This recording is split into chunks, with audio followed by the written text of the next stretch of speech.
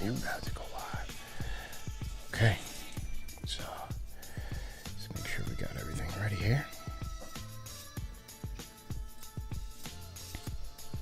Okay. All right. So everything looks good. The levels is good. So let's kick it back from the top. All right, here we go. Salute to Knicks Nation on this Monday evening. Another edition of KFTV's postgame live presented by DraftKings. Go to DraftKings Sportsbook and use our code KFTV. Bet $5 for $200 in bonus bets. It wasn't pretty, but it was gritty. That is what we say here on this show. And as the Knicks hit the North for a game against their old friend RJ Barrett and the Toronto Raptors, this one was a battle, and the New York Knicks would need literally all 48 minutes to survive and escape the wrath of the Maple Mamba, man. 30 points for RJ. This was a game in which both Jalen Brunson and Karl-Anthony Towns would get banged up in this one, so a true cardiac affair. But in the end, it was an 11-4 Knick run, spearheaded by both of those players, ending in a Towns defensive block with OG Anunoby helping, and a Towns dagger to seal the deal, man. The Knicks escape 113-108. Let's talk about it, man. KFTV's postgame live. CP the Fanchise, Ultra Taros on the ones and twos. You guys know what to do, man. Like, share, and subscribe to the channel. Call us up with your takes on this one on the KFTV Discord. Salute to everybody watching on YouTube, Twitter, X, Instagram, and we are about to get Facebook up and running in just a minute. Man, what a game to come back to, Al. A cardiac. Welcome back, CP. Appreciate it. A cardiac Knick affair. My two guys, man. My guy Broadway Barrett, Brunson, and the boys. And this one was not for the faint of heart, man. I don't know what made me more nervous: the Knick defense, the injuries, or a near loss. Or D, all of the above. Yeah. It was one of those ones, man, and this was just an interesting game. I thought the Knicks started off well. Ball movement was good. You saw a lot of cutting, really exposing the Raptors' lack of interior presence. Seemed like a smooth sailing, but once it got to like that midway second quarter mark, and RJ started turning up, Knicks started to go cold, and that's when RJ, off of those live rebounds, he's off to the races. He's getting guys involved. He's going left. He's going left. He still can't stop it. So he got into a groove, and then in the third quarter, things just got very ugly for the Knicks. They could only muster up 23 third quarter points. Raptors would again go on their run. You lose Scotty Barnes in that third quarter, a collision with Karl-Anthony Towns. Jalen Brunson would also lead the game in that third quarter. And then going into the fourth quarter, it was basically anybody's ball game.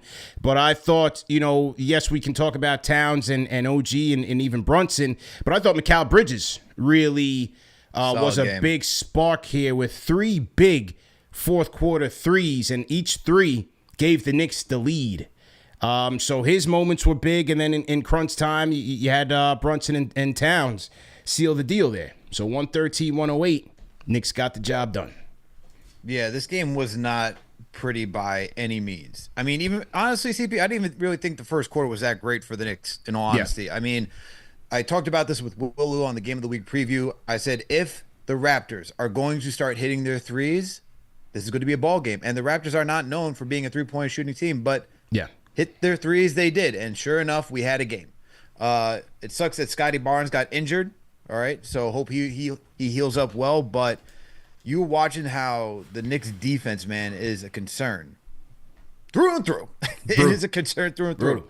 No question about it. But this is the one thing I'll take away from this game, CP, is that the late game execution is what you want to see from this team moving forward. I'm happy that they did that because you're going to need that type of experience when it comes to the postseason. All right, when you're playing top end teams and you have to execute late.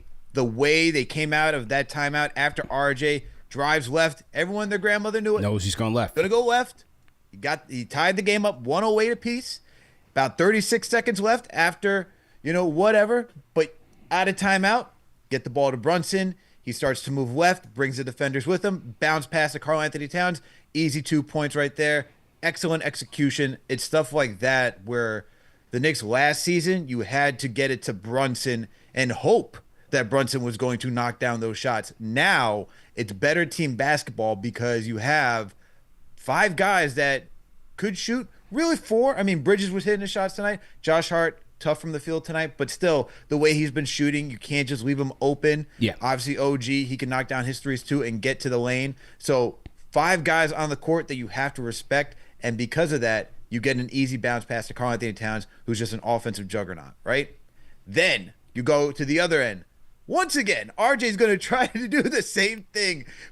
Getting 30 points. Bro, I mean, come on. This is just getting comical. It was just comical watching them go left. I'm like, is the defense that bad that we can't stop the guy who legitimately can only go left? Like, he's really good at doing it, but come on now. Like, 4 Knicks defenders could not stop him to tie the game. We know this well, man. We know this guy well, man. God awful. Absolutely God. That's why the defense needs to shape up and get better. But where it mattered most, they knew RJ was going to go left. You stop him. Cat, OG right there. OG gets the block. Go right back down. Cat drills a 3, game over. And then I also like that when who was it? I think it was like Watson, Walter. Yeah, they had trouble with him all night. Walter gets the pass. They force him out of bounds. I like that too. So you had 2 solid defensive stops. Yeah. 47 minutes of porous defense, but in that last minute when things mattered most, they got the job done, man. And honestly, like, sometimes the games are gonna go like that in the postseason. And so the fact that the Knicks executed like that, that's a good win for the New York Knicks. It was tough fought, absolutely tough fought. Yeah. No question, a tough fought game. Some of the key sequences in that fourth quarter. You had the Mikal Bridges 3, 7:39 to go. That gave the Knicks a 2-point lead. RJ comes back to tie that up. Then they get the lead again. A big Josh Hart 3 give the Knicks the lead by 1. That was with 5:40 to go. You had a Towns 3. Now, when Brunson hits that 3, he gets a 4-point play over Davion Mitchell. Knicks have a 1-point lead there with 3 minutes to go. And after a Raptors turnover, he takes a tough 3 that was way off. And they would end up, the Raptors getting that back on a Davion Mitchell score. Boom, another Mikal Bridges 3 with 1:38 to go. Give the Knicks a 2-point lead. Like you said, 42 seconds to go. RJ gets that layup over 3 Knicks.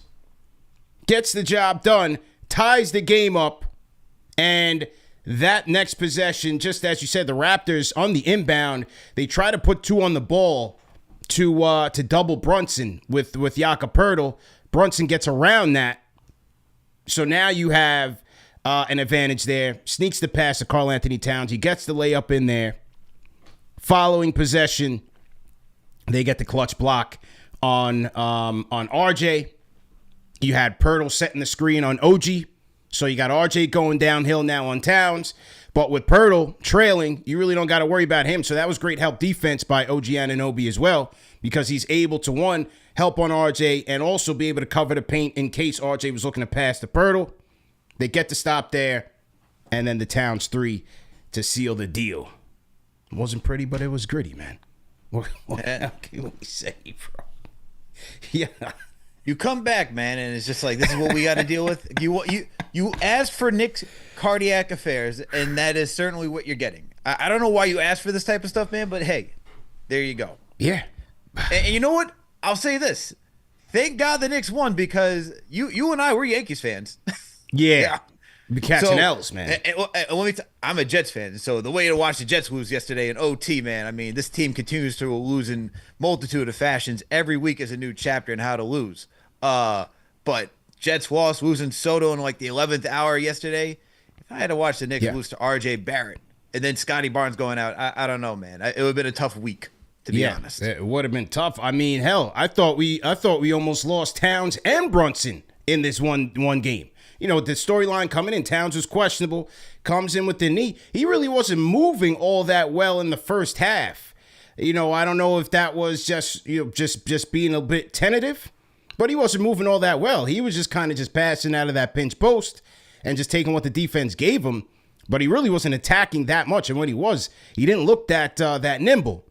And then on the Barnes play where Barnes gets hurt, and Barnes, I don't know if you saw, he was screaming at the TV like, I broke my foot. I felt like he was saying to the trainer. Yeah. So that's another tough setback. Like you said, you don't wish injuries on anybody. But Towns had a tough time getting up.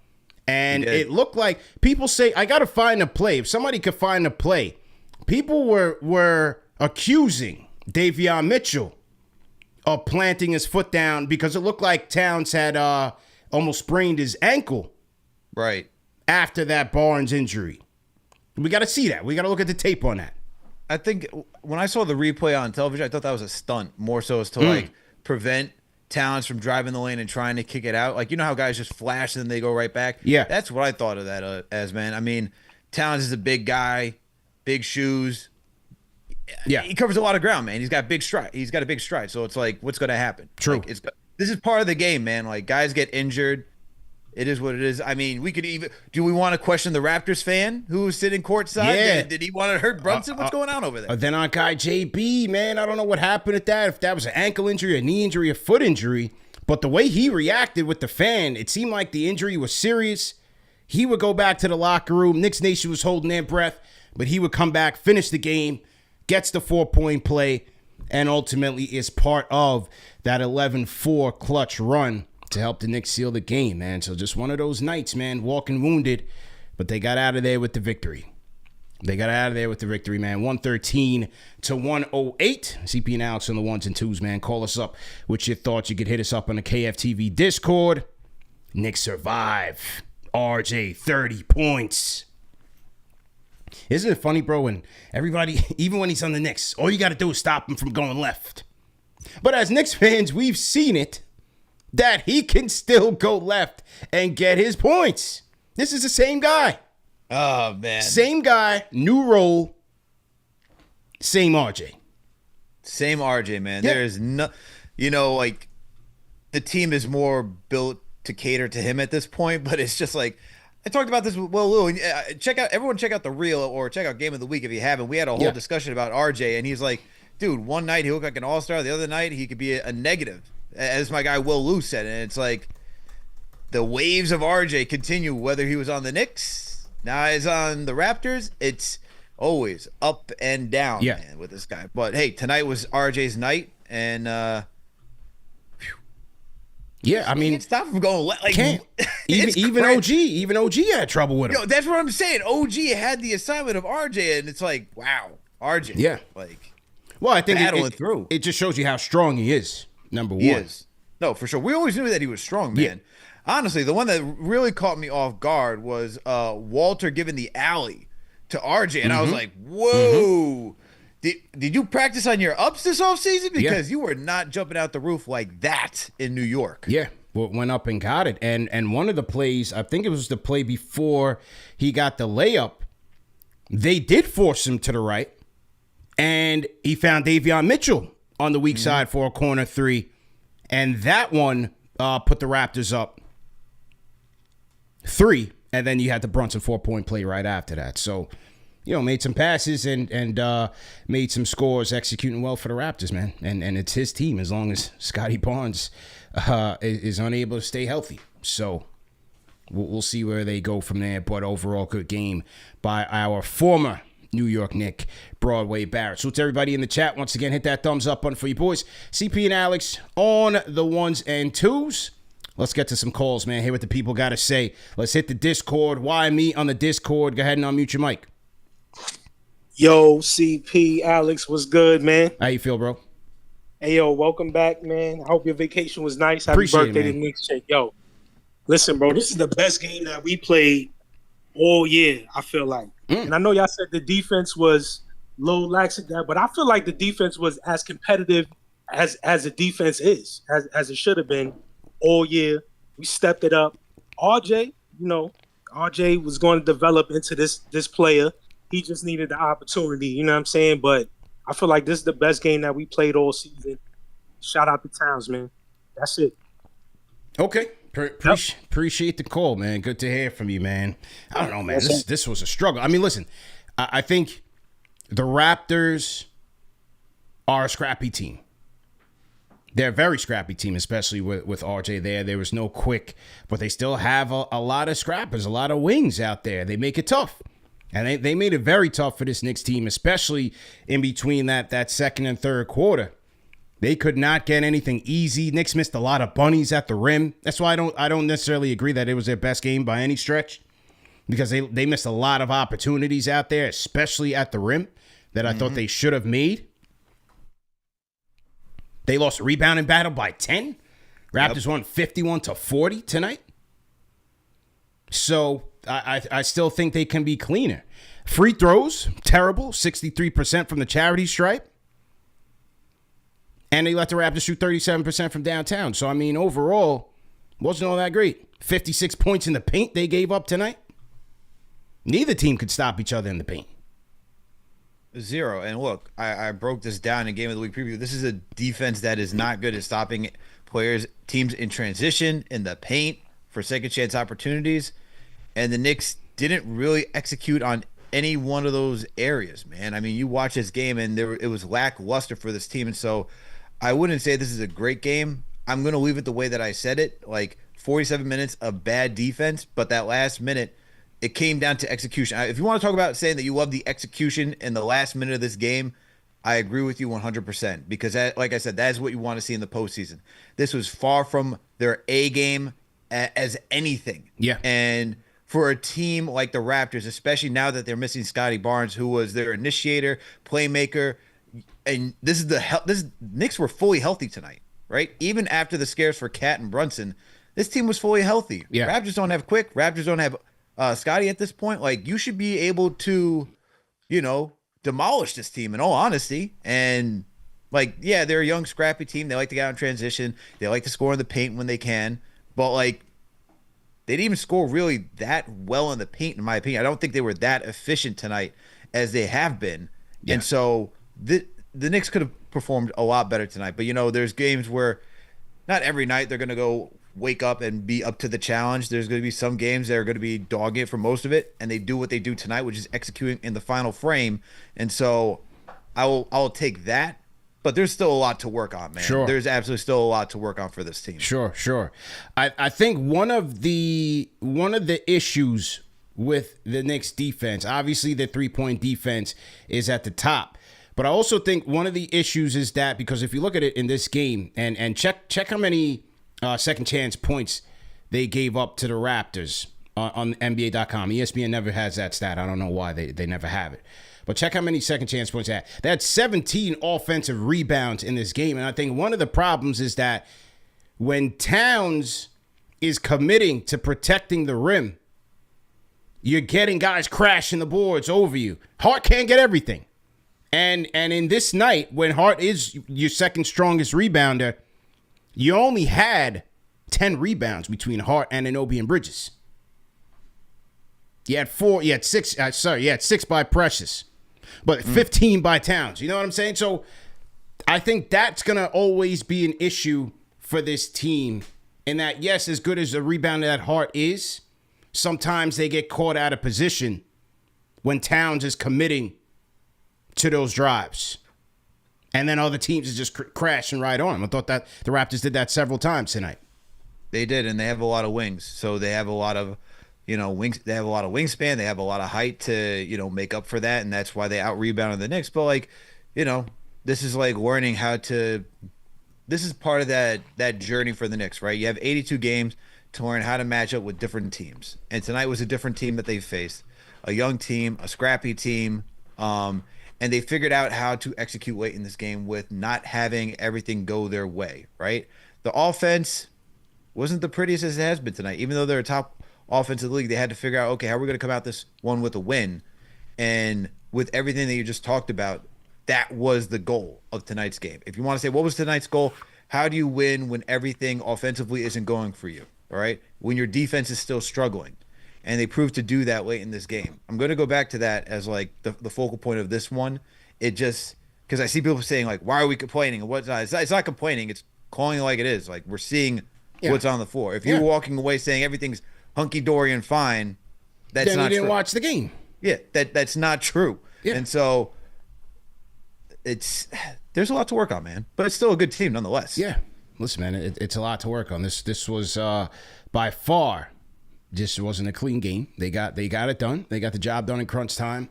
Luckily, their guys, especially Brunson and Towns, finished the game. We'll see what happens on Wednesday.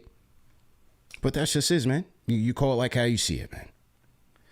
So let me get this straight for Hart for you, because he only ended the game with 4 boards, 3 assists, shot efficiently from the field. So you're saying, I just want to get this straight. So you believe that when Towns is focusing on driving and not being that paint presence offensively, that it no. I'm talking about when he's committed to drivers. That are attacking the paint. Gotcha. And he's going for the rim protection. That's where the lack of size, and I mean height size, sometimes can hurt the Knicks. Hart is their second strongest rebounder, but he can't get everything. You know what I'm saying? And I think a lot of times they get caught out like that, especially when they play those more athletic, wingier, scrappier teams. And like it's the stat show tonight, Raptors with 17 offensive rebounds. And that's what helped keep them alive. For sure. And, it's interesting considering they have Jakob Poeltl, who's not even like a stretch big. And so, like, Towns can just easily plant himself into the paint. So the fact that you still have, like, even with being that post or like that paint presence, you'd still think that Josh Hart has that ability, because everyone's just going to funnel to where Towns is going, right? Even as a defender, and still give Josh Hart an opportunity to grab the boards. Yeah. True indeed, man. We got over 2,000 in here on the YouTube side. Shout out to everybody tapping in on the gram as well. CP and Alex on the 1s and 2. KFTV's post-game live presented by DraftKings. Shout out to the Rhyme Animal, Chuck D. Al. Everybody in the chat, throw a hashtag PE in the chat to support our legend. To salute our legend. He says, $20 super chat. He says, the fact that our center caught that JB pass is something we hadn't seen at the 5. Yeah, talking about Mitch. Mitch isn't too short-handed. He catches well. So to RJ, but don't feel sorry for Toronto, a team that's killed us all century. Expect games like this. We are the enemy. It's a fact, man. Broadway was ready for us tonight. No Quick tonight. Quick has missed most of the season due to injury. He's only played 3 games. Yeah, no Quick, man. Our guy Quick has been on the mend. Quick got the bag, too. He got the bag. But, yeah, our guy Quick has been on the mend. So, no Quick, but RJ is doing everything he can. And now you can expect Scotty Barnes to miss some more time here. So, this is all RJ's team, man. And that's just what it is. It's sometimes how it goes, man. You deal with a lot of injuries for one season. Yeah. And, it's for the Raptors, talking to Will, it was like, you edge of the season, like, oh, let's just evaluate. Let's see what we could do here. And now he was 2 key players for most of the season. Tough. Not a lot of evaluation that could be done. Yeah, man. Tough business. We're going to talk more on RJ. Michael Grange from Sportsnet had a good write-up on RJ over the weekend. Get to a couple of interesting quotes that he had about his old team, the New York Knicks. We're going to talk about that. And let's get to some more calls, man. Let's go to Arkansas. We haven't heard from our guy, The Truth, in the building. Go ahead and unmute your mic on the Discord, man. The Truth on the Discord. Going once. Oh, he's missing this intro out. Oh, we don't have The Truth. Okay. All right, so we'll let The Truth catch up. SP Take. Go ahead and unmute your mic. SP Take. SB Take. Going once. All right, SB Take not ready, man. These guys ain't ready for the big show here, Al. Come on, man. All you guys got to be ready. All right, Semi-Auto. Is Semi-Auto ready? Hey, can you hear me? Loud and clear, sir. What's your name? Where you calling in from, man? Hey, man, this is Al from Harlem, man. Harlem Yo, TP, welcome back. Appreciate it, man. How you feeling, man? Doing great, man. Hey, the last time I called the show was when we lost to the Bulls, and I complained about Tom Thibodeau not subbing out Jalen Brunson on the last defensive possession. And what did he do today? He subbed him out, and we got the stop. we got a new franchise channel member in Thomas Thibodeau, baby. Yeah, we do. We got him. We got him, CP. We got him. He's locked in. Yo, yeah. Hey, listen. Yeah, good job by Tibbs there. What else you got? Another shout out for Mikal Bridges, man. 5 for 8 from 3. I think his jump shot is really coming around. Yeah. Really like to see that development from him. But that's all I have for today, man. Love the show. Keep rocking, guys. Appreciate it. Appreciate the call, man. Yeah, Mikal Bridges, man. 5 of 8 from downtown, 23 points, 9 of 14 from the field. And those 3 threes in the fourth, they were clutch as the Raptors won the Knicks' heels. You know, he got the job done. Did a good job just relocating. Obviously, the corner is his spot right now, so stick to your strengths, man. Right now, it's the corner threes. He's knocking them down. Defense was okay.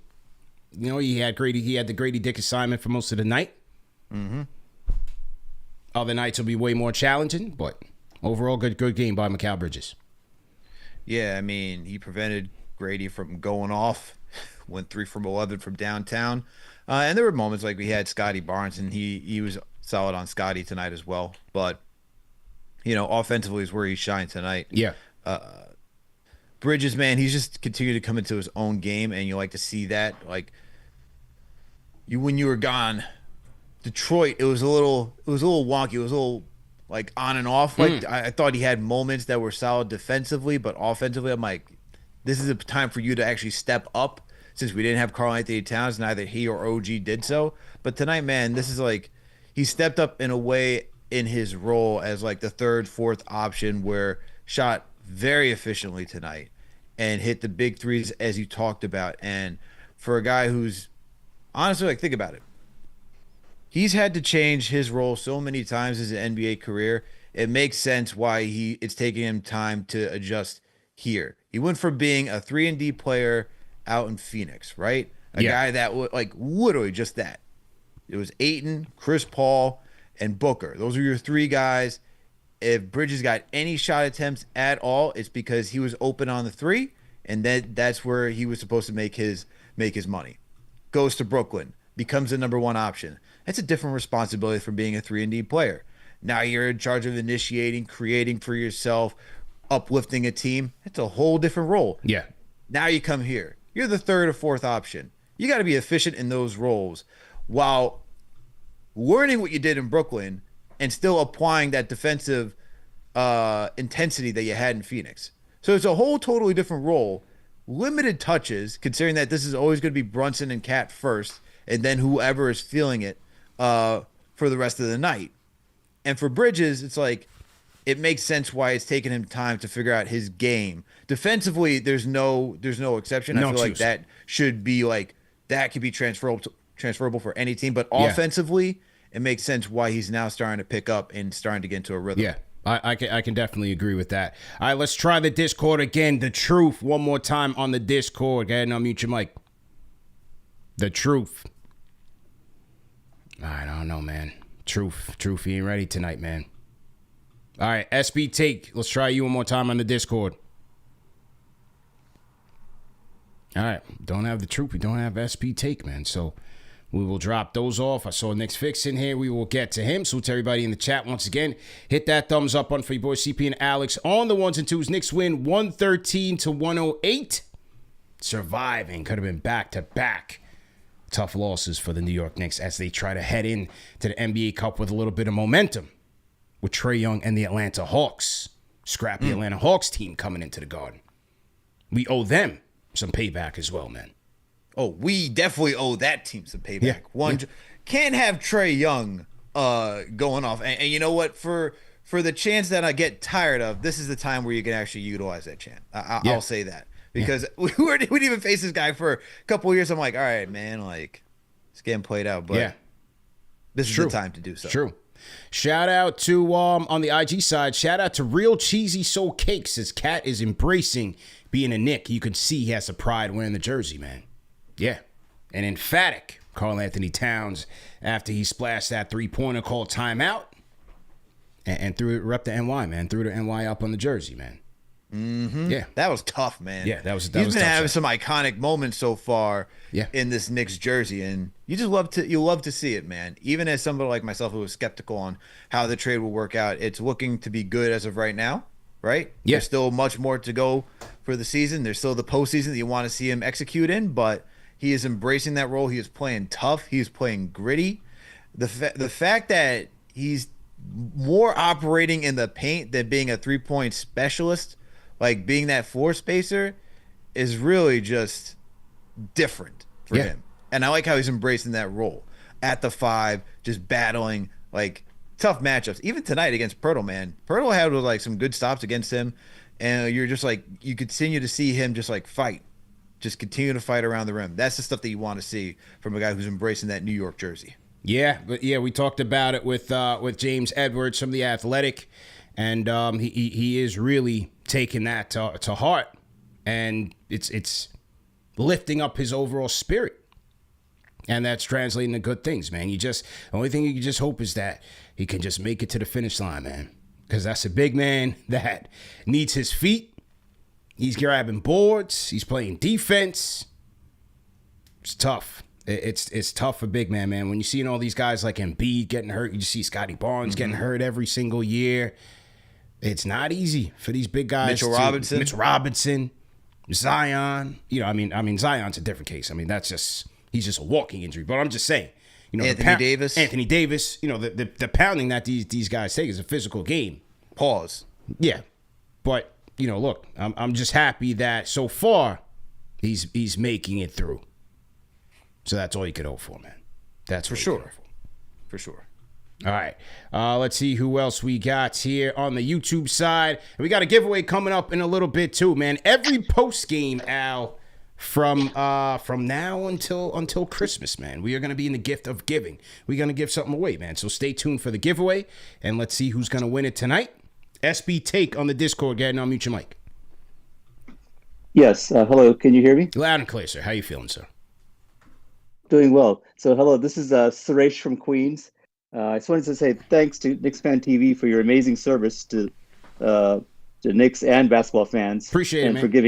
For giving access to this special platform. Your hard work is duly noted and appreciated. So, everyone, like, share, and subscribe.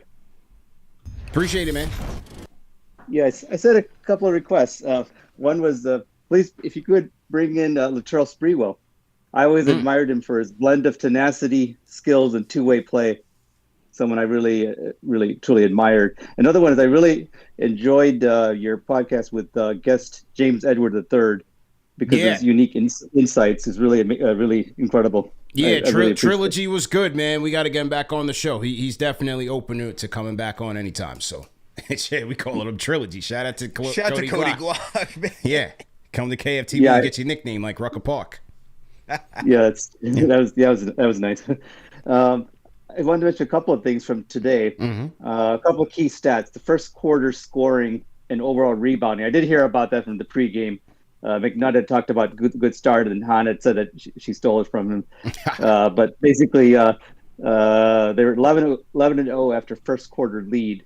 So I guess they're 12-0. And then Han mentioned rebounding. They're 0-6 if they lose the rebounding. Guess what? Now they're 1-6 because they were out rebounded today from what I looked at real quick. But they overcame it because of 4 more 3-point shots, I believe. Yeah, they lost 51-40 on the rebounding battle. So that was really tough for them, man. Yeah, like Hart only had 4, like was mentioned. Yeah. I think another thing to look at, maybe utilize Towns a little bit more as playmaker at the top of the key. We could minimize some of the Brunson turnovers. I feel like he's having to force it a bit much. He could, I think that could be the turnovers could be minimized a little bit. Sometimes Towns can be a little bit careless as well, but I think that if they could just use him as a playmaker a little bit more at the top of the key. I really like that overhead pass to Bridges. It's beautiful. Make it 7-6. He also had a couple to OG.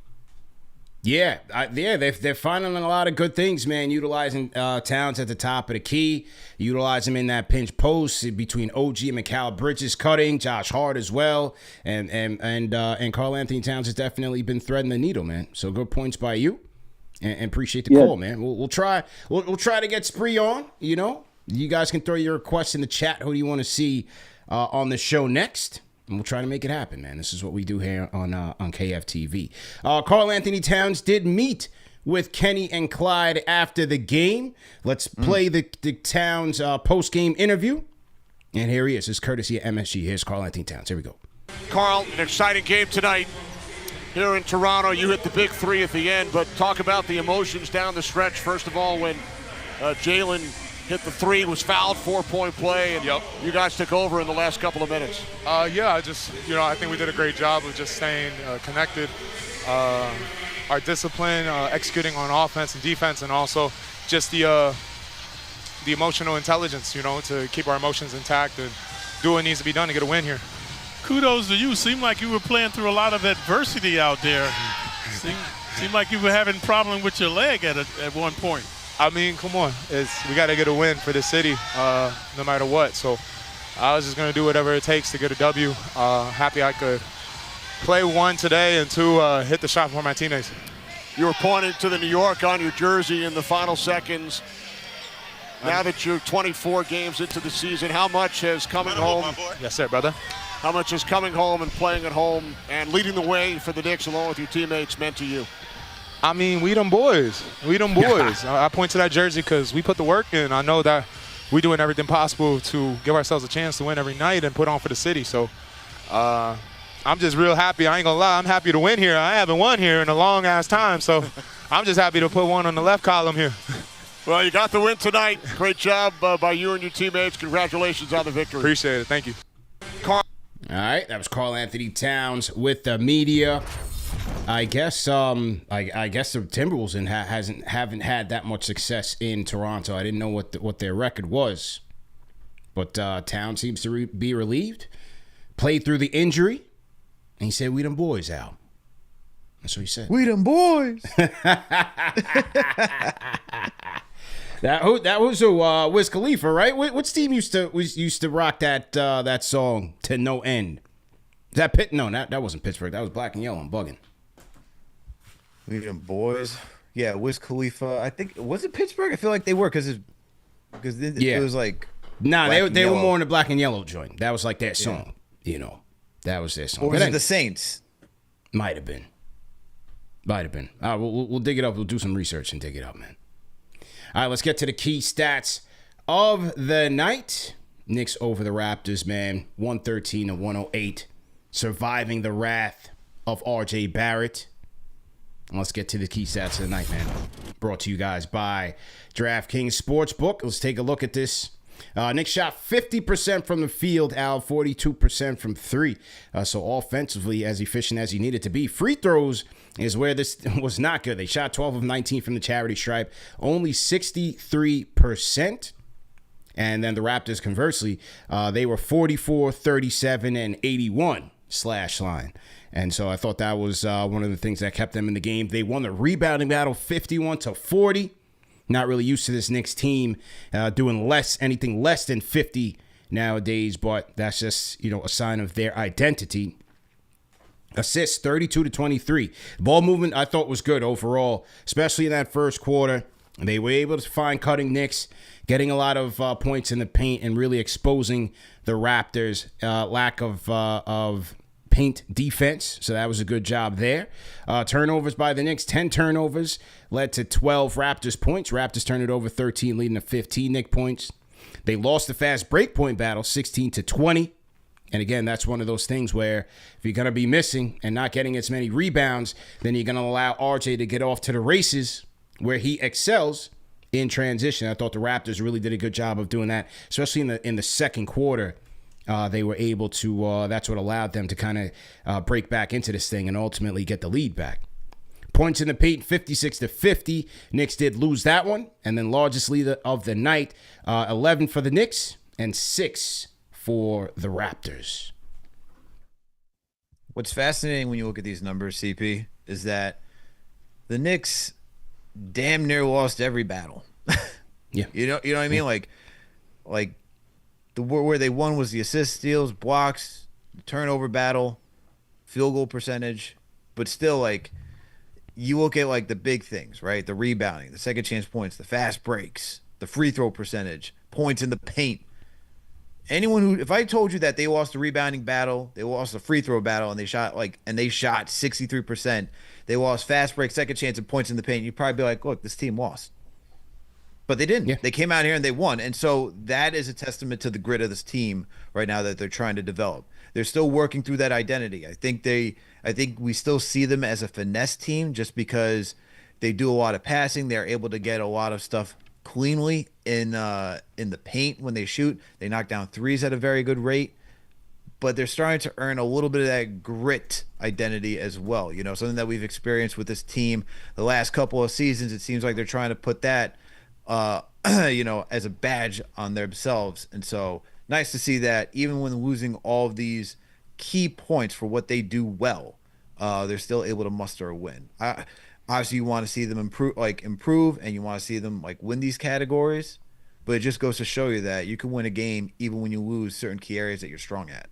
Yeah, fair enough, man. And so that was the key stats of the night, ladies and gentlemen, brought to you by our friends at DraftKings Sportsbook, and salute to our guys at DraftKings for holding us down this season on the post-game show.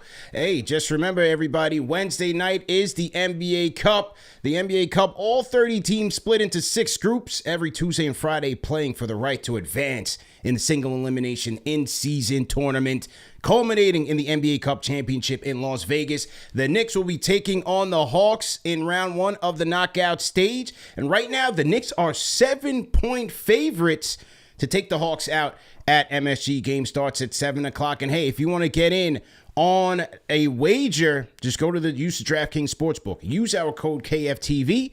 Bet $5 for $200 in bonus bets, and that's with DraftKings. The crown is yours.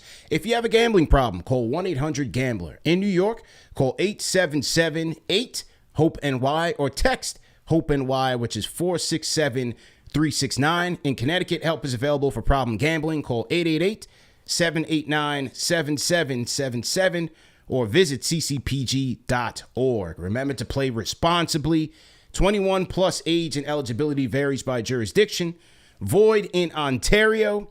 Sorry, Raptors fans, you can't play. And bonus bets expire 168 hours after issuance. For additional terms and responsible gaming resources, see dkng.co/bball. All right, man.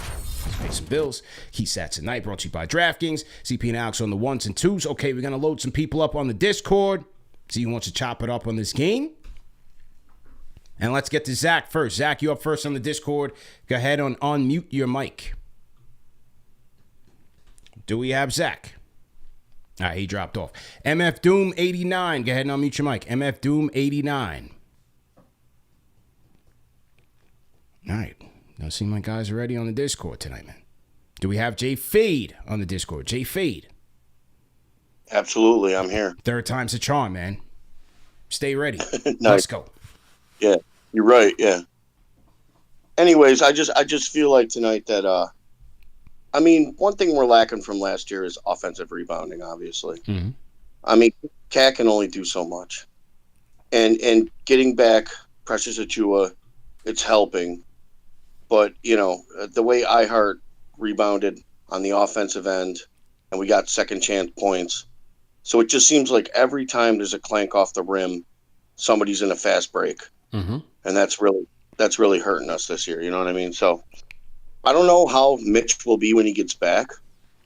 I'm hoping he's in shape. I'm hoping everything. I mean, he's one of the best offensive rebounders in the league last year before he got hurt. But that's the one thing this year that if we had offensive rebounding right now and second chance points, this game would have been a 20-point blowout. Yeah. Every time we get a three and it clanks off the rim, it's a fast break for the other team. And I get it, the other guys, they're doing what they can, playing defense and doing whatever. But There's nobody down low to pick up that slack that we had last year. It's just not happening right now. And we're going to win games, don't get me wrong. But, getting beat by Detroit and tonight barely winning a game against the Raptors, we're not supposed to be that team. So it's got to – and it's early. I get it. It's early. Yeah. But I hope Mitch comes back and he takes on that role. I hope he doesn't want to be a scorer. He just pulls up, and takes on that role that he had last year, because even if he's coming off the bench, he's a guy that can get you those second chance points and kick the ball back out. Yeah, no, you're right, man. And that is where the made a wrong turn there. That is where the overall loss of Mitch Robinson and Isaiah Hartenstein is kind of impacting these Knicks, man. And Al, I'm gonna swing the camera over to you and get your reaction on it. Be step away from 1 second. Yep. No doubt. Yeah, I mean, look, without having Mitchell Robinson, without having Isaiah Hartenstein, it's tough to get to the offensive boards. It's tough to get offensive boards. Hopefully when Mitchell Robinson gets back, you get to see that that part of this team start to get back in that type of rhythm, right? And I would say that the one good thing about tonight's game, to give us an indication that Tibbs is not worried about playing two bigs in this lineup, is seeing Precious Achiuwa and Karl Anthony Towns on the floor sharing some time together. And that is, encouraging, because you get to see, if Mitchell Robinson comes back, you can have Cat at the 4, and then you can have Mitch at the 5, and then hopefully that improves the rebounding, especially if we leave Josh Hart out there as well, a guy who likes to crash the boards as well. That's going to help this team immensely when it comes to getting second chance opportunities. And no one needs to say that's going to be for like 15, 20 minutes a night, but as long as you get those two guys on the floor at the same time, it's going to be great. And I think you could be encouraged by seeing Precious and Cat on the floor, that Tibbs is willing to go to that traditional big man style. I actually like those minutes on the floor. I thought defensively it worked. The versatility helped in the front court. I think that we can be encouraged that Tibbs will do something of that nature with Mitch when he returns. Right. And I felt like, I read an article that said Cat had no problem playing the 4, and maybe Tibbs would not have a problem playing him there. But the starting lineup is not going to change, obviously. I mean, they're the highest scoring starting lineup in the league, so why change it? But I feel like for the second unit, if Mitch gets those offensive rebounds and you got Cam out there and you got people, you know what I mean? That's the problem with the second unit, is the second unit is not getting those rebounds, and they're just getting outran sometimes, and Mitch, I think, will change that if he comes back and he's in the second unit. And then from there, once he gets his legs under him, you can mix and match, Yeah. Mm-hmm. Yeah, good points, man. Jay Fade on the Discord, appreciate the call. Yeah, it's not a situation where you're looking for Mitch to come back and because they're ultimately going to change the starting lineup. Like, no, I don't think so. But you're looking for those timely minutes, especially like that fourth quarter, where it's like, I mean, obviously game situations will dictate, right? But, that fourth quarter between like 9 to like 4 minutes left, where like you need stop, you need a board, you need to get dead tough. That's where Mitch, to me, can really help this team. Mm-hmm. For sure. And I think when you think about what Mitch brings to this team when he returns, like, he's a starting caliber center in this league. Right. Like, let's not make no mistake. It's a luxury to have Mitch, when healthy, off the bench, backing up Karl Anthony Towns. It's polar opposites. One is offensive driven, the other one's defensive driven. And so you can throw multiple fronts, and if you put them both out at the court at the same time, that's even more dynamic, right? I mean, let's look at, you want to talk traditional, look what the Cavs are doing right now. They're running a traditional lineup with Mobley and Jared Allen at the 4 and the 5. And so if you're thinking about a matchup and you're saying, hey, let's go compete with the Cavs because they're going to have a height advantage on us, there's that opportunity to throw it. Now, not necessarily saying you're going to start with Mitch. You're still going to go with your starting 5 because that's what's going to take you to the promised land, right? But you're going to have those opportunities to throw that front out there and throw things off for the Cleveland Cavaliers. Yeah, no question about it, man. The optionality is what this team needs, and an extra body, man, because these guys did look tired in this game, right? I mean, these guys they gassed, did, and CP, I know you were on vacation. You and the Knicks chick, you know, I said happy birthday to the Knicks chick on the last show, but and happy birthday once again. But like, Sims got cut. I don't know if you noticed, but like Detroit was a bad game for him. The last 2 games was tough, man. Poor decisions. He put the ball on the floor, tried to dribble, and then got 2 turnovers between those games. And Tibbs was like, absolutely not. What are you doing? And you saw it tonight. Sims got no minutes, went with Precious. And so Tibbs, I like, look, we've seen Tibbs do this before where a player 2 games in a row or even a game has just made a terrible mistake. I go back to thinking about actually McBride going against the Toronto Raptors his first year in the league. Yeah. We didn't see McBride until the end of the season. Yeah. And so stuff like that. Remember that? You remember that? I do remember that. Hey, man. What are we doing around here? We just watch a lot of Knicks and remember, you know, obscure things that happened throughout the season. Yeah. Wasn't that the game that McBride had to start at the point? He had to start at the point against the Raptors. And I forget, did Julius miss that game? Because like I think Julius missed that game. I think so. Then he came back the next game, and then it was like, see, we need Julius regardless of how bad he's playing. Yeah. But yeah, look, like, you know, I think Sims is done for right now. I don't think we see Sims for quite a minute. The bench unit's going to stick to 8 right now, which is McBride, Payne, and Precious.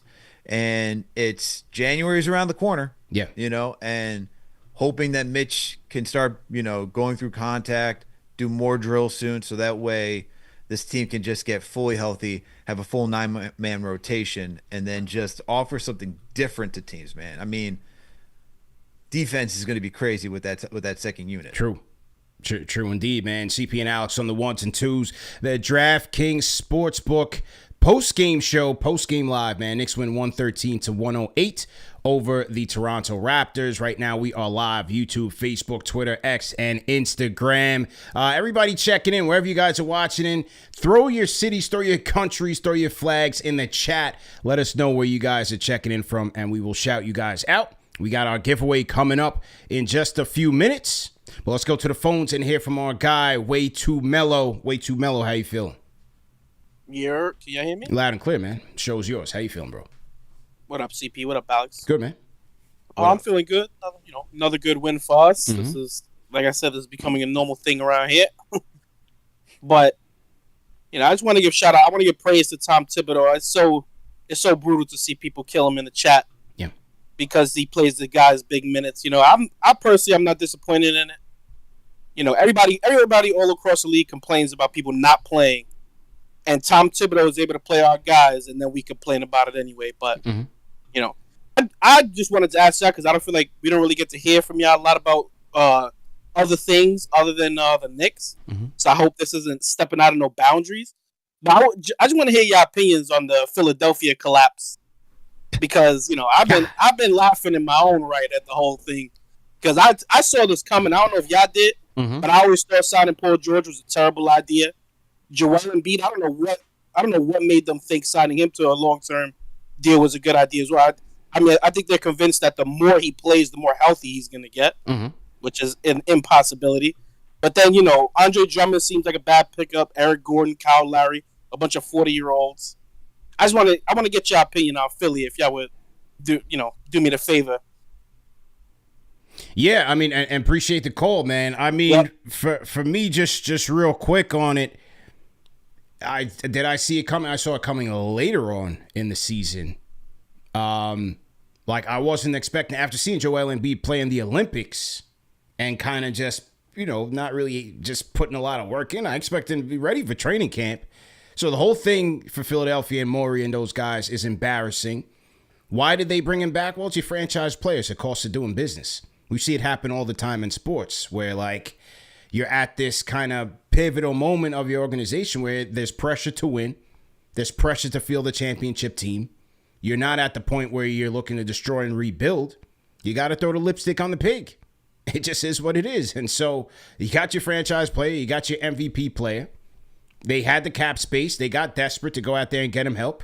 They got him another injury-plagued player to roll with their dynamo point guard.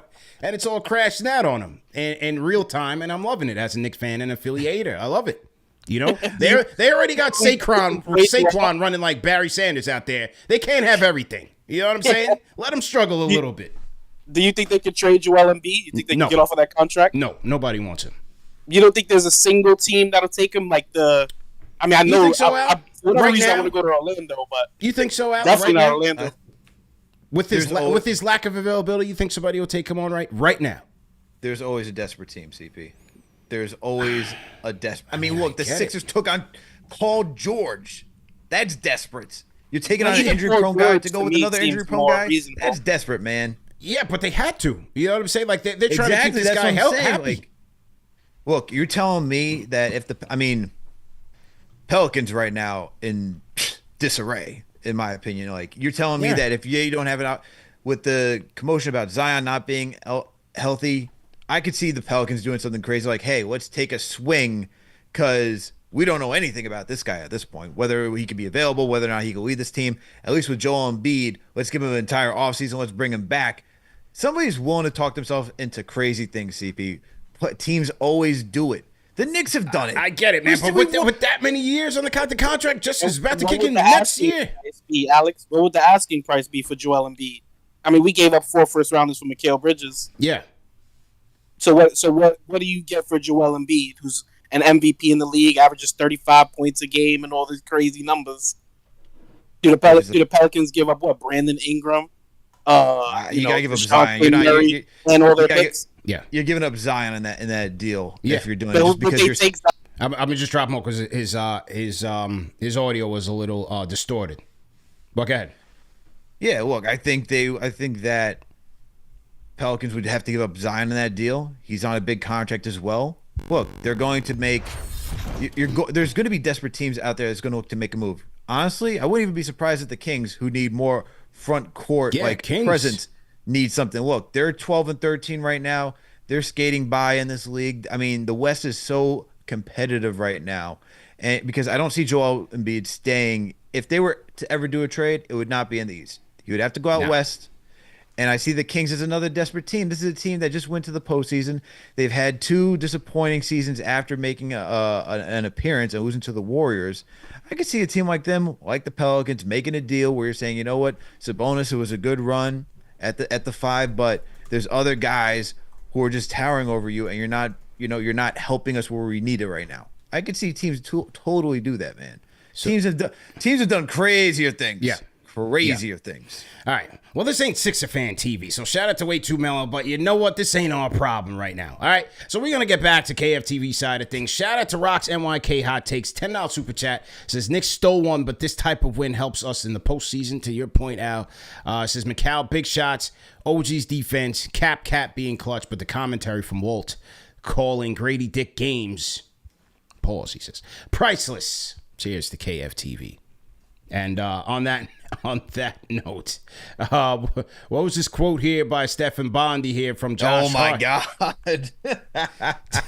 the roommates added the ultimate again. Pause. Yeah.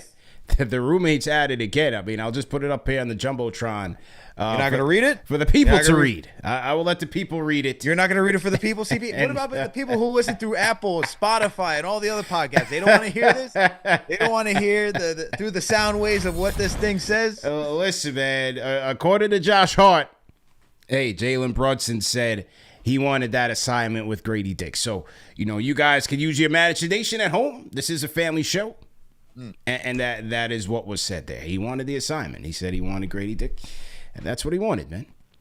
This guy could talk about, men's underwear. He could talk about bathhouses. Shout out to Skims. He can't read word for word and read the quote that Josh Hart said about Brunson in this. Shout out to our guys at Skims. Shout out to the roommates, Hart and Brunson. All right, we're gonna do our trivia in a minute. TM, if you're in the chat, man, just throw me a question in the chat. Let's get the trivia giveaway going. Get to some more super chats. Shout out to Jude Douard Chenet. I think that's a French name there. So shout out to them. We got Rock's NYK Hot Takes.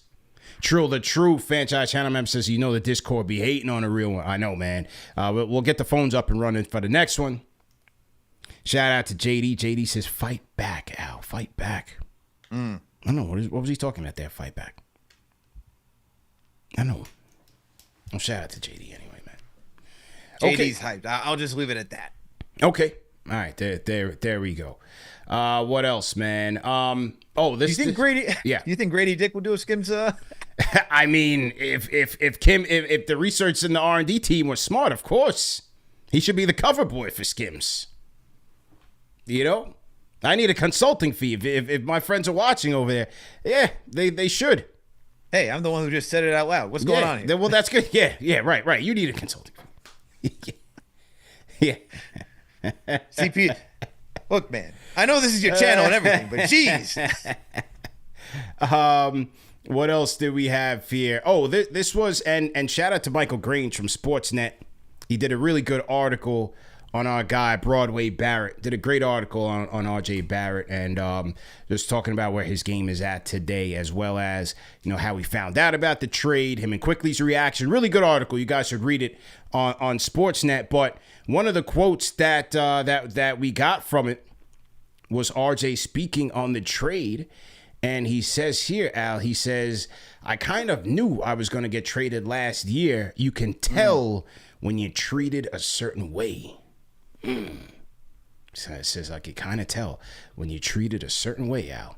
What'd you think about that quote when you read that from RJ, man? I wish he delved more into what being treated a certain way was, because it's just kind of like open-ended. Like, you can only just imagine at this point how he was treated differently, and like, I guess being treated differently, not being part of the vision, the plan, and, you know, watching the changes unfold. But I just don't know how, like, they were the first massive trade last season that really changed the entire look at the Knicks. Like, for the most part, they ran out with the same system that they had the last year they made the postseason. It was him, Grimes, Brunson, Randall, you know, Hartenstein or Mitch in that rotation. Nothing really changed until he got traded. So I just want to know what the tall tale signs were for him. Yeah. Listen, man, it's a cutthroat business, man. Like we always say, it is a cutthroat business, and, you know, fans have sentiments for certain players. It's just like the Julius situation. Like with the Julius Hive, man, he's not going anywhere, and he started the whole movement. Your organization don't care about that, man. You can come. You saw the once a Nick, always a Nick barbecue that they just had over the weekend. You could always come back later. We're trying to win a championship for real. So all that sentiment stuff, throw that out the window. That's for the fans. This man was cutting ground on a public school in New York City. Yeah, they did Julius dirty. They had him with the shovels. Hey, here's your shovel. Here's your hard cheese hat for the photo op. Meanwhile, they in the back channels getting his bags packed for Minnesota. It's cold like that, man. Rose House in the background, like, how are we getting rid of this guy? Yeah, it's cold. So, yeah, it's a very cold business. So you can't expect them, you know, to just be friendly like that. Yeah, they're going to get ghost on you, unfortunately. But overall, man, you know, I think we did ask this question in the chat, like, what do you think about RJ's tenure with the squad? You know, number 3 pick. And look, I feel like he did what he needed to do as a number 3 pick, man. You know, whether or not he lived up to expectations, that's for another day. But I thought he handled himself well here. He played like a professional. They put him in a situation where where he kind of started as, you know, where they were trying to get things right. Tibbs came. They did get things right. And I thought RJ had some high moments. He did. It was a tricky fit with Julius, but he got the job done. I thought he was more positive than negative here with RJ. Go ahead. I'm going to put the mic on you. Go ahead. 2 out of the 4 seasons he made the postseason, and we have made the postseason since since Melo was on the team. So RJ, I thought, was very impactful. I thought the mindset, I thought his demeanor, I thought all of that was leading to a change in the culture. Someone who took their job seriously, and, you know, a guy that, and like they talk about it now, guys who are just focused on playing basketball, and RJ was just that. So I thought he was just a big part of that change with Randall. I mean, look, when you go to that postseason, you look at how they all executed. Randall was a big part of it. RJ was right there with how he was knocking down threes, that snake dribble that he had, and finishing around the rim. And obviously Derrick Rose and Manuel Quickly, those guys all chipped in. And so that first season, you missed the postseason the next year, but you started to see some development from RJ. than his third season when Brunson gets here. Impactful, had some big moments against the Cavs in that matchup. Had some moments against the Heat.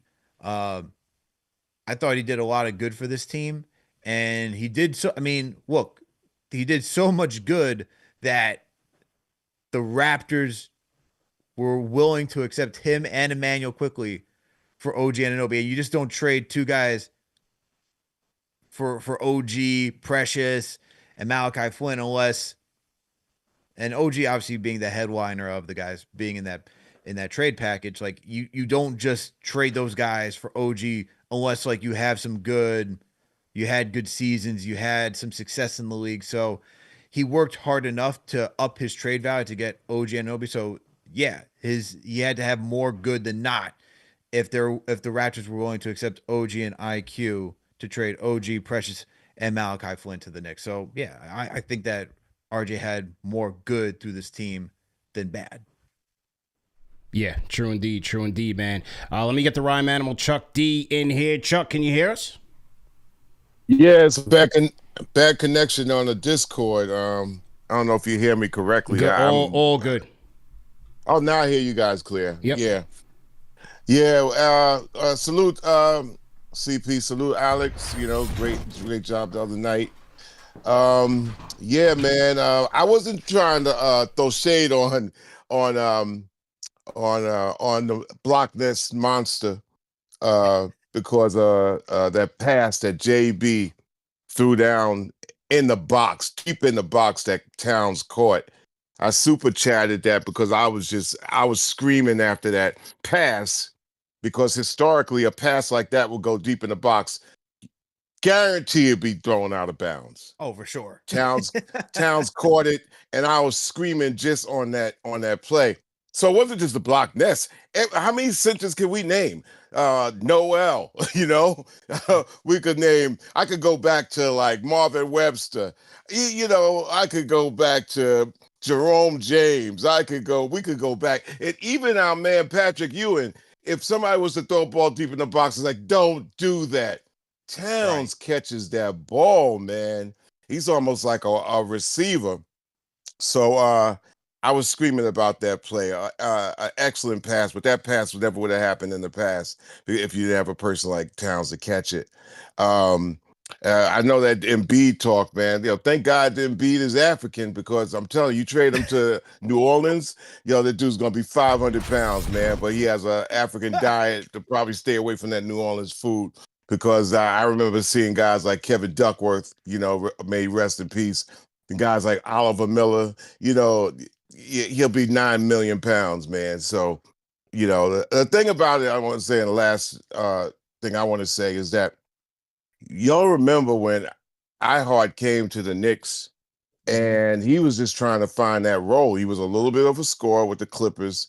And he was trying to figure out what is my game along with Mitch under Tibbs. And finally, like one quarter through last season, he found it, which means sacrifice your body. We were all surprised he was a rim defender. And Hart, for all that he gave us, he was on the floor a lot. He chipped his body up a whole lot. So when Mitch comes back, he got to know that that's that role that he's got to hopefully try to fit in and be himself, but also that's something that we haven't had that Hart gave us that probably will not be there this playoffs. We have Towns, which is something we never could anticipate. But so, when it comes down to that identity of rim protection and throwing your body at everybody and also being able to slap back, the loose balls on the offensive end as well, it's all going to be interesting to see. I'm out, y'all. Salute. Yes, sir. The rhyme animal, Chuck D, man. Everybody throw a hashtag PE in the chat to salute our guy, the legend. Wisdom Land Graphics in the chat says, that's the real Chuck D. Wow. He can't believe it. It's our guy, man, the legend. Chuck D is in here every night, ladies and gentlemen. Does not miss a post-game show. If he's got a screen in front of him, he's catching KFTV with the game somewhere else, man. That's a fact. I remember meeting Chuck out in the vineyard, and we did a post. I think it was when I think you were in Jamaica. I was on the vineyard, and then it was with Toppin and Dante, that whole acquisition that night. And after I meet Chuck, I was like, yo, I'm going back to go do a show after after meeting him doing the 50th anniversary of hip hop and watching his documentary. And he's like, yo, I got to go home right now and go catch the show. Like, literally, like, as soon as we left, he went straight home to go catch the show. So what you saying is 1,000% facts. Yeah. And shout out to Chuck D for always being a supporter, man. Absolutely. And you know who threw a hashtag PE in the chat? Who? The other guy, Stephon Marbury. Oh, KFTV zone, Stephon Marbury on the check-in on the IG side. See, well, we always get people on the IG side, man, tapping in, man. See, CP, you know, like, there's just so many people that tap in. I didn't know you were going to say Lloyd Banks. I didn't know if you were going to say Q-Tip. I didn't know who you were going to mention. Fat Joe. I mean, there's so many options. Steph's in here. Last week it was Tim Thomas. Week before that it was a Block Nest monster, Mitchell Robinson. They're all tapping in with us, man. And the number one show for the fans, by the fans out. This is what we do here, man. Wednesday, big game. We doing game of the week preview tomorrow? What's the situation for tomorrow? Working things out. I'll talk to you afterwards just to figure out the whole situation. All right, we'll figure out game of the week preview logistics. Knicks and Hawks at the world's most famous arena. 7 o'clock, early start time. And we'll see, man. Will the Knicks be advancing to the quarterfinals in Vegas? Okay. All right, man. If you guys want to call in, you can call us in on the KFTV Discord. We are prepping our giveaway. Tonight's giveaway is going to be brought to you guys by Mando Whole Body Deodorant. Go to shopmando.com. Use our code KFTV for $5 off the starter pack. And as you guys think about your holiday gifts, or any ladies or wives of fans watching this show, this is a family show. We are a wife-friendly show. Don't ruin Christmas this year, CP. Yeah, I'm not going to ruin Christmas for everybody like I did last year. Just threw off everybody's Christmas. I must have told about 4 or 5 people what they was getting for Christmas. And here's your name, and here's your name, and here's your name. I would be announcing all the names who copped something on shop.KnicksFanTV.com, and then I'll be getting angry emails like, bro, you just ruined my Christmas. I'm sorry, man. I was excited, man. I was, happy to see the support coming through. And the fellas getting, KFTV merch and stuff. Come on, man. It's a good time. It is absolutely a good time. All right, so we're going to give away the starter pack, and it's going to go to a lucky fan tonight. But as usual, you got to get through the trivia contest. So TM in the chat, let's go ahead and filter, because this is only available for our Fanchise channel members. That's right. For cheaper than a cup of coffee, Al. Our Fanchise channel members, $5 a month. They support the show. They support the machine. You get direct access to us on the Discord. Shout out to Too Melo. He uses the members lounge on the Discord. You get free tickets to the KFTV watch parties wherever we are at, wherever we're going. Free for Fanchise channel members. You get early previews to recorded content. The last one we did was the LJ episode. We got that. Fanchise channel members got that first. So you get the perks. And then you get those birthdays, bar mitzvahs, Christmas, all of that. Kwanzaa. All of that.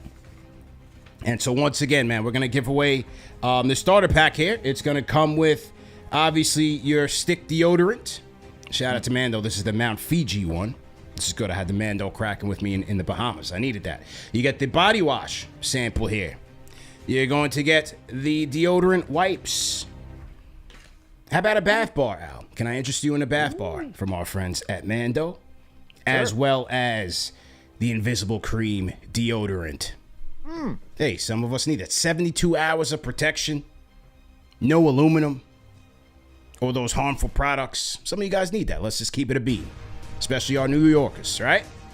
So here goes the question.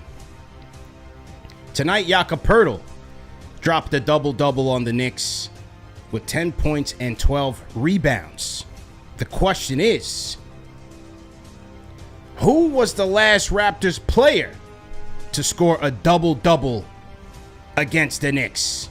Throw it in the chat right now, my Fanchise channel members. Throw it in the chat. The last Raptors player to drop a double-double on the Knicks. This was a good one by our guy, TM. You know, sometimes the trivias be a little alley-oop, and sometimes you got to fight for it. You know? Sometimes you got to earn it, man. So give the people a little bit of time. See what they see here. Junior Chroma says, I don't know that one. It's a good answer. TM in the chat says, if y'all are real fans, you should get this. Yeah, this could be a doozy, man. We're knocking people out. Now, anybody on the IG side getting this one right? Let's see.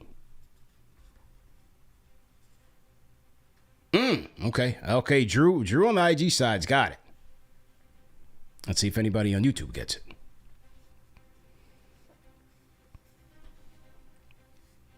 The last Raptor to drop a double-double against the Knicks. Lash in the chat said Lash. Vandal on the boards, Junkyard Dog. Not a chance.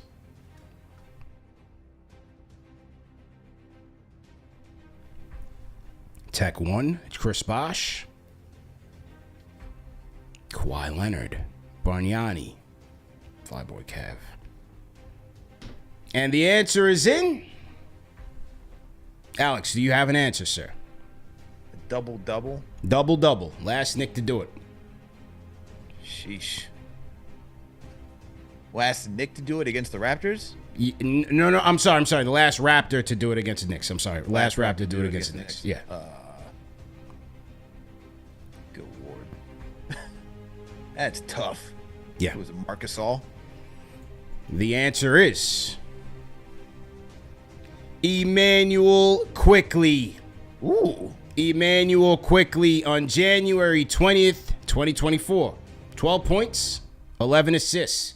And shout out to the Fanchise channel member, Peter Fury, who got the question right. Congratulations to Peter. Make sure you email us at kftvmedia@gmail.com. And we're going to get you your starter pack, man. Your starter pack. Shout out to Peter for playing. Shout out to everybody for playing. And like I said, man, every post-game show, win or lose, we are doing a giveaway, man. I got people beating down the door, friends of the program. And we got some good, holiday gifts for people. That's one thing. A lot of people that come through here, they got a lot of stuff that people can use, from books to, men's products like our guys at Mando, man. But once again, go to shopmando.com. Use our code KFTV for $5 off the starter pack. Okay. That's a good one. Shout out to TM for finding that one. That's a real tough one. You got to earn it, man. You got AI and all this stuff, ChatGPT. I mean, the computers are beating us, man. They're outsmarting us. You got to do something where you got to do a little bit of digging a little bit. Shout out to TM, man. Yeah. TM doing the work. Yeah, man. Woo. The chief modern operation. Yeah. Shout out to Jonathan. So his return. So wait, that was his return to the Garden, was it not? Was that game in Toronto, January 4th?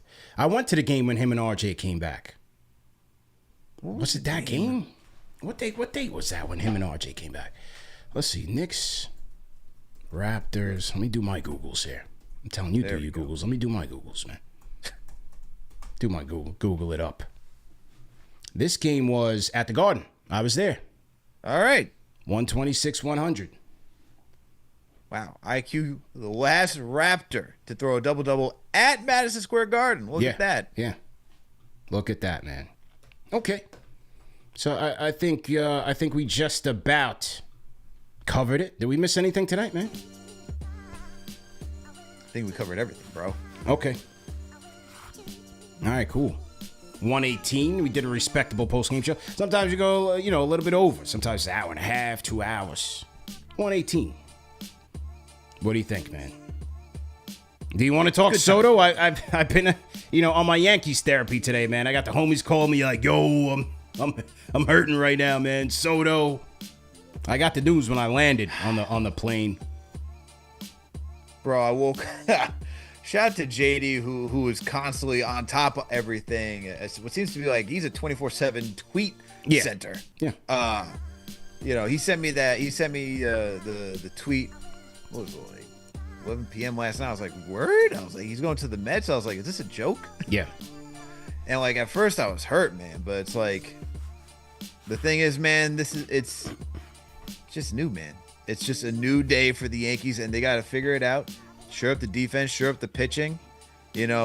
I'm not always big into overspending. I get that it's the Yankee way that you go out and you go get your guy. It hurts considering that we traded for him. Yeah. How he performed in the postseason. We've seen Judge just show up not at all, right? And it's like we had between Giancarlo Stanton and Juan Soto, those are the two guys that you could really rely on in the postseason. To lose one of them, that being Soto, 26-year-old, not even in his prime, but just dominant hitter. Yeah. To lose him, man, stings. But that's a steep price to pay. We're a quarter away from being $1 billion man. That's insane. Yeah. I agree with you, man. It is a new day.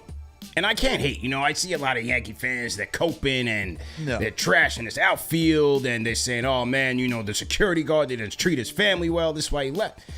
None of that matters, man. Cohen backed up the talk. He said this is going to change. We are going to change things here. And he cashed the check. He wrote the check for him. So congratulations to the Mets. They got the job done. They've done something that they've never done in the history of this town. And that is get a prized free agent in his prime away from the Yankees. That's big. That's major, man. That's a major accomplishment. Not over the Yankees, away from the Yankees. They took him away from the Yankees. Right? Away. That is never happened. And Hal and those guys, you can't call them cheap. You can't call them cheap. They went it to 760. They did what they felt was best. And at the end of the day, Cohen was not going to lose this. And the Mets need him. Let's be real, man. The history of that organization. Who was the last great hitter that they've had that put fear in batters? Yeah, I'm not talking about that guys that have good seasons. I'm talking about guys that you fear at the plate. When was the last time the Mets had a guy like that? They needed him.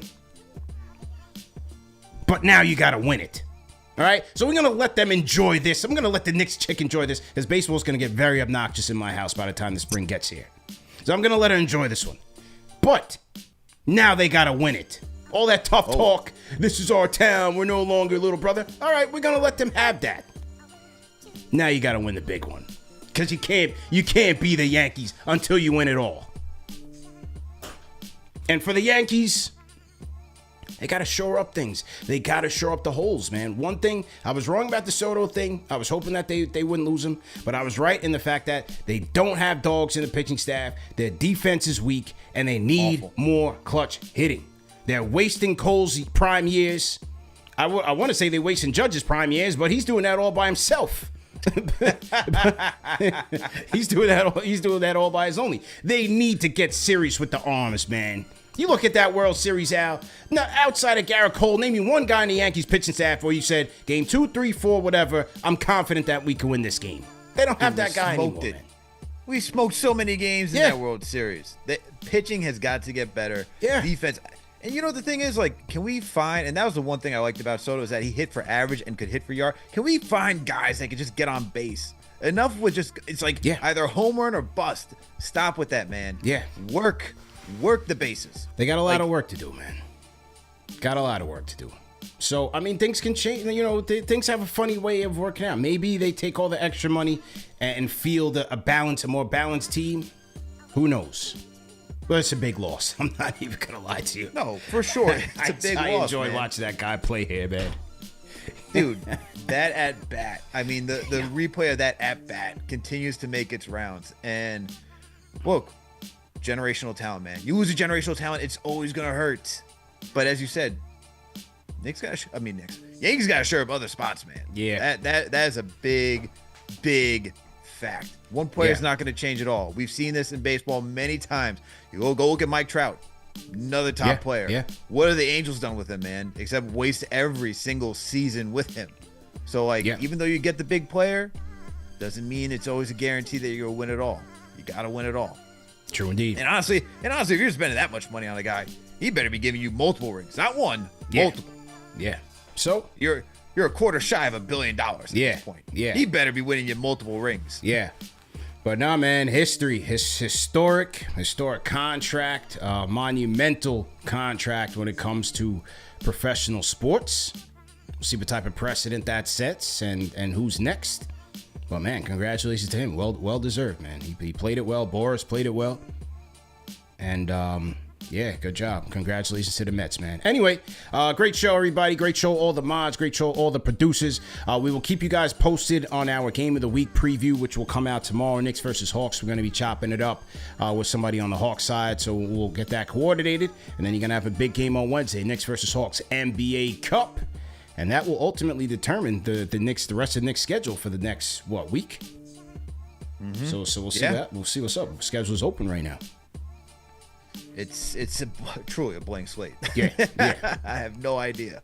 There you go, man. All right, so IG, we're going to drop off. We'll see you guys on Wednesday. Facebook, salute to you guys, man. Salute to you guys for tapping in. Juan Carlo Cananero, I see you in the chat. And on the YouTube side, man, we'll catch up with you. Remember that the show's available in audio podcast format. No reason to miss it. Support our sponsors, man. DraftKings Sportsbook. Use code KFTV. Bet $5 for $200 in bonus bets. And shopmando.com. Use KFTV as a promo code for $5 off the starter pack. Al, great show, man. We'll see you guys tomorrow, man. Peace.